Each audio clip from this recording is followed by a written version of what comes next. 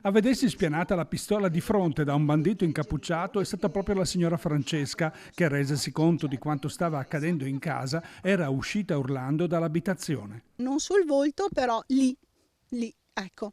Mio marito mi dice, almeno siamo qui a parlarne, potremmo anche non essere qui a parlarne perché poteva succedere anche di peggio.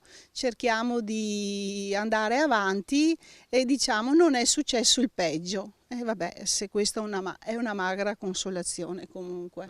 Erano almeno 5 i criminali entrati in azione in pieno giorno. Poco dopo le 11:30 sono entrati nell'abitazione della famiglia Bassan, titolare di un allevamento ittico. Non una villa lussuosa, ma una sobria bifamiliare come tante. Il comando, con i volti travisati, sapeva esattamente dove colpire, con un blitz durato complessivamente 10 minuti. Prima hanno forzato il cancelletto d'ingresso, poi hanno segato i 5 cardini della porta blindata e si sono diretti in camera da letto dove sotto un quadro c'era la cassaforte di famiglia. A parte qualche centinaio di euro in contanti, lì erano custoditi i veri tesori di famiglia, quelli affettivi.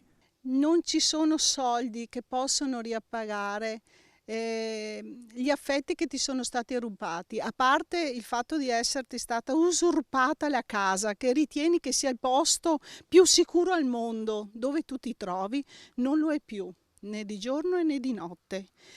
E gli ori, gli affetti, quelli dei miei genitori, dei miei figli che mi avevano dato in consegna ancora del battesimo, che avevano detto tienili lì, che comunque sono ricordi. Al di là dell'aver sottratto oggetti di un qualche valore economico, la rabbia in zona resta, visto il ripetersi troppo frequente di furti. I banditi qui hanno rubato soprattutto la serenità.